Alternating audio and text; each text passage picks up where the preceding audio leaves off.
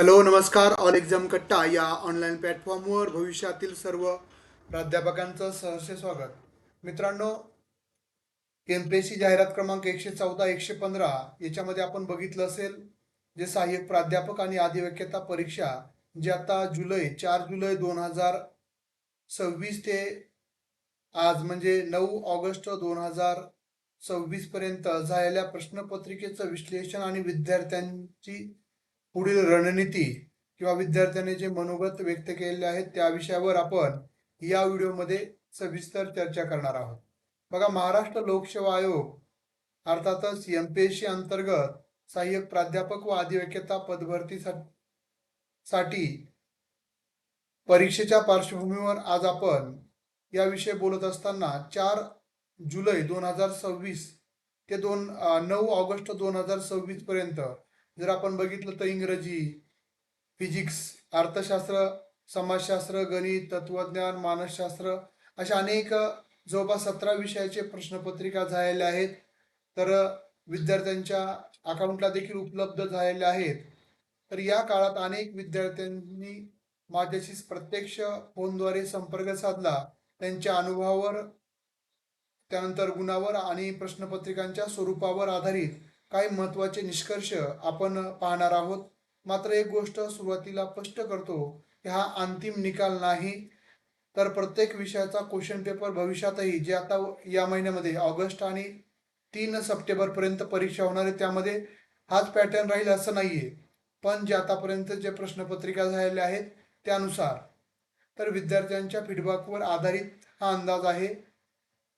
तर आतापर्यंत झालेल्या प्रश्नपत्रिका मक्कड आपण जर बघितलं तर एक गोष्ट प्रकर्षानं जाणवते. तर या प्रश्नपत्रिका सेट नेट म्हणजे काही त्याच्या मिड किंवा म्हणजे नेटपेक्षा जास्त दर्जेदार किंवा आपण त्याला म्हणूयात की काठिण्य पातळी असणाऱ्या, पण नेट एवढी पण काठिण्य पातळी त्यांनी ठेवलेली नाहीये. त्या अभ्यासक्रमाशी आणि प्रश्नांच्या स्वरूपाशी जोडलेली आहे.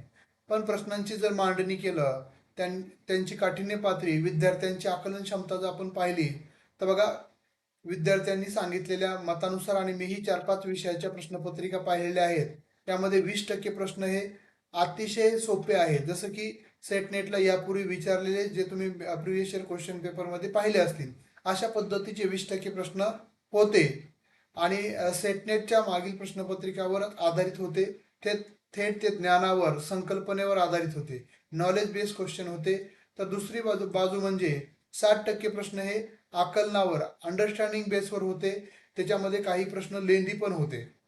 तर विचार करायला लावणारे, तुलनेने आव्हानात्मक स्वरूपाचे होते. म्हणजेच फक्त पाठांतर करून हे प्रश्न सोडवणं पुरेसं नाही. या गोष्टीला तुमची आकलन क्षमता, तुम्हाला त्या विषयाचं, त्या संकल्पनेचं ज्ञान आहे का, म्हणजे त्याचे आकलन आहे का, या दर्जाचे प्रश्न होते. त्यांच्या योग्य संदर्भात वापर करणं आणि पर्यायामधील सूक्ष्म फरक ओळखणं आवश्यक आहे. त्यानंतर तिसरा जो प्रकार होता म्हणजे 20% प्रश्न हे असे होते की विद्यार्थ्यांच्या मते हे प्रश्न समजून घेणे किंवा पूर्णपणे वाचून सोडवणे वेळेच्या दृष्टीनं खूप कठीण होतं. त्यामुळे बरेच विद्यार्थ्यांनी 100 पैकी ज्यांनी अभ्यास केलाय त्यांनी ही 74, 75, 80च्या आतच अटेम्प्ट केलेले आहेत. म्हणूनच या परीक्षेचा खरा मंत्र एकच आहे, नॉलेज प्लस, म्हणजे ज्ञानावर फॅक्च्युअल प्रश्न तर आपल्याला विचारले जाणार आहेत, पण त्याच्या जोडीला अंडरस्टँडिंग बेस, आकलनावर प्रश्न विचारले जाईल. आता हे सर्व 1 तासामध्ये करायचं असल्यामुळे टाइम मॅनेजमेंट, वेळेचं महत्व खूप आहे. ज्यासाठी तुम्हाला जास्तीत जास्त टेस्ट सिरीज, जास्तीत जास्त प्रश्न, वस्तुनिष्ठ प्रश्नांचा सराव करणं अपेक्षित आहे. तर बघा, आता सर्व विद्यार्थ्यांच्या मनात असलेला सर्वात मोठा प्रश्न म्हणजे ज्या विद्यार्थ्यांची परीक्षा झाली तर त्यांच्या मनामध्ये असेल की आम्हाला एवढे मार्क आहेत तर मेरिट काय लागेल. तर बघा, माझ्याशी जे संपर्क झालेले विद्यार्थी आहेत साधारणतः 120 पासून फार म्हणजे मोठ्या संख्येनं नाही आहेत, 120 पर्यंत असणारे विद्यार्थी, असे अतिशय 10-15 विद्यार्थीच आतापर्यंत जे 120च्या आसपास आहेत अशा विद्यार्थ्यांनी कॉल केला होता. त्यामुळं आणि 100 ते 120च्या दरम्यानच विद्यार्थ्यांनी कॉल केलाय. म्हणजेच काय, तर 100 ते 120च्या दरम्यानच कोणत्याही विषयाचं मेरिट लागेल. कारण असेच विद्यार्थी कॉल करतात ज्यांचा अभ्यास किंवा ज्यांचा चांगला पेपर गेला आहे असं त्यांना वाटतंय. आपण मुलाखतीसाठी असू का नाही हे विचारण्यासाठी बरेच विद्यार्थी कॉल करतायत. तर यामुळं एक साधारणतः आपण म्हणू शकू म्हणजे हे पुढे आहे कारण निवड प्रक्रिया किंवा त्याचे मुलाखतीचं जे पॅटर्न असेल हे तुम्हाला वेळोवेळी कळवलं जाईल. पण ती थोडी किचकट बाब आहे. तर यामुळे विषयानुसार आरक्षण कसं आहे, त्यानंतर कॅटेगरीनुसार या सर्व बाबी त्याच्यामध्ये अंतर्भूत असल्यामुळं ते आपल्याला सांगता येणार नाहीत. पण 100 ते 120 मार्क मिळवणारे बरेच विद्यार्थी इंटरव्ह्यूसाठी असणार आहेत. तर त्यामुळे सध्या फीडबॅकच्या आधारे प्राथमिक अंदाज असा मानता येईल की मेरिट हे 100 ते 120च्या गुणाचंच असणार आहे मुलाखतीसाठी. पण पुन्हा एकदा सांगतो, हे अधिकृत कट ऑफ नाही, उर्वरित विषयाच्या प्रश्नपत्रिका म्हणजे त्याच्यावरही अवलंबून हे मेरिट वाढवायचे का कमी करायचे. हे का? कारण की आपल्या सर्वांना माहिती सर्व विषयाचे विद्यार्थी हे तुमचे स्पर्धक असणार आहे. त्यामुळं संवर्गनिहाय विद्यार्थ्यांची गुणवत्ता यादी हीच अंतिम निकष असणार आहे. त्यामुळे आता फक्त आपण अंदाज बांधतोय. त्यामुळे जास्त इथून पुढचे पेपर कसे जातील, सोपे निघतील का, यावरही अवलंबून असणार आहे. पण आपल्या हातामध्ये जेवढं आहे, ज्या विद्यार्थ्यांची परीक्षा राहिली त्यांनी व्यवस्थित अभ्यास करायचा आहे. जास्तीत जास्त टेस्ट सिरीज, वस्तुनिष्ठ प्रश्न सोडवण्यावर भर देत आहे. ज्या विद्यार्थ्यांचे बाकी आहेत त्यांनी. तर प्रश्नपत्रिका समोर आल्यानंतर 100 प्रश्न बघा, महत्वाचं काय आहे, ज्यांचे पेपर बाकी आहेत त्यांनी 100 प्रश्न वाचा. प्रत्येक प्रश्न सोडवणं बंधनकारक आहे असं समजू नका. जे येत नाही विनाकारण आपल्याला वाटतं त्यातलं काहीच कळत नाही, तर असे प्रश्न नाही सोडवलेले कधीही चांगले. जे संकल्पनेवर आधारित असून तुम्हाला व्यवस्थित समजतात ते आधी सोडवा. वेळेचं योग्य नियोजन करा. प्रश्नपत्रिका पूर्ण कव्हर करण्याचा प्रयत्न करा आणि शेवटी पुनरावलोकनासाठी 4-5 मिनिटाचा वेळ ठेवा. कारण की आपल्या नजर चुकीने एखादा प्रश्न गेला असेल तर आपले विनाकारण 2 मार्क जातील म्हणजे न सोडवल्यामुळं. त्यामुळे सर्व सोडवण्याचा अट्टासही करू नका, पण ॲक्युरेसी आपली डेव्हलप झाली पाहिजे. म्हणजे 80 प्रश्न आत्मविश्वासाने सोडवायचं ध्येय असलं तरी तुम्ही 100% इंटरव्ह्यूसाठी असाल. फक्त आपल्याला सातत्यपूर्ण आणि ॲक्युरेसी डेव्हलप झाली पाहिजे. किती 100 पैकी 100 प्रश्न मिळून सोडून देखील ती म्हणजे जवळपास 60 प्रश्न म्हणजे 60ही स्कोअर बऱ्याच विद्यार्थ्यांचा आलेला नाहीये असं त्यांनी सांगितलं. त्यामुळं जास्त किती प्रश्न सोडवता याच्यापेक्षा ॲक्युरेसी किती डेव्हलप करता हे खूप महत्त्वाचं असेल. एक मार्कावर पॉईंटवर मेरिट लागणार आहे. आणि ज्यांची परीक्षा आधीच झाली आहे त्यांनी आता वारंवार प्रश्नपत्रिका आठवून स्वतःला ताण देऊन बसू नका. तुमचं काम तुम्ही केलेलं आहे. आता पुढची तयारी म्हणजे मुलाखतीची. ज्यांना 100च्या आसपास किंवा 100च्या पुढे आहेत त्यांनी मुलाखतीची तयारीला हरकत नाहीये. उपलब्ध प्रक्रियानुसार अंदाजानुसार सप्टेंबरच्या अखेरपर्यंत बघा, सप्टेंबरच्या अखेरपर्यंत एकत्रित सर्व विषयाचं मुलाखतीची जी आहे निकाल यादी किंवा निवड यादी मुलाखतीसाठीची 100% लागेल सप्टेंबर म्हणजे एंडिंगपर्यंत.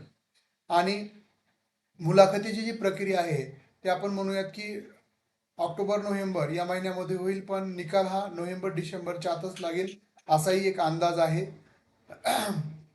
मात्र अधिकृत वेळापत्रक हे MPSC कडून निश्चित होईल. त्यामुळे अधिकृत सूचना अंतिम जे आहे ते तुम्हाला महाराष्ट्र लोकसेवा आयोगाच्या वेबसाईटवर मिळेल. मुलाखतीसाठी शैक्षणिक पात्रता, विषयाची मूलभूत संकल्पना, संशोधन अध्यापन पद्धती, स्वतःचा विषय आणि व्यक्तिमत्व यांची तयारी करणं गरजेचं आहे. बघा, ऑल एक्झाम कट्टा ऑनलाईन प्लॅटफॉर्मच्या माध्यमातून आपण मुलाखतीसाठी देखील त्यावेळेस अप्रत्यक्ष मुलाखती घेणार आहोत. जे विद्यार्थी तयारीसाठी असतील त्यावेळेस आपण नंतरनं तसं रीतसर माहिती तुम्हाला पुरवली जाईल. शेवटी मी एवढंच सांगतो की जे झालेला पेपर आहे त्यांनी म्हणजे विनाकारण वेळ घालू नका. ज्यांचा पेपर बाकी त्यांनी व्यवस्थित अभ्यास करून पेपर द्या. आणि त्याच्याबरोबरच बघा, आपण किती सोडवलेत हे महत्वाचं नाही, किती करेक्ट सोडवलेत हे खूप महत्वाचं आहे. त्यामुळे कमी दिवस राहिलेले आहेत. कमी दिवसामध्ये हे सर्व तुम्हाला करायचं आहे. तर निश्चितच आपल्या मनाची सातत्य, मनाचं स्थैर्य हे खूप महत्वाचं असणार आहे. चालेल, इथून पुढे काही अपडेट असेल तर तुम्हाला वेळोवेळी कळवलं जाईल. आणि बघा, बरेच विद्यार्थ्यांचे मेसेज येतात, फोन येतात की सर हॉल तिकीट निघत नाही. हॉल तिकीट हे तुमच्या MPSCच्या प्रोफाईलमध्ये जसं 114 साठी तुम्ही अर्ज केलेला आहे ते अर्ज केलेलं तिथं बघा, इथं चलन, त्यानंतर ॲडमिट कार्ड हे सर्व ऑप्शन आहेत या साईटला.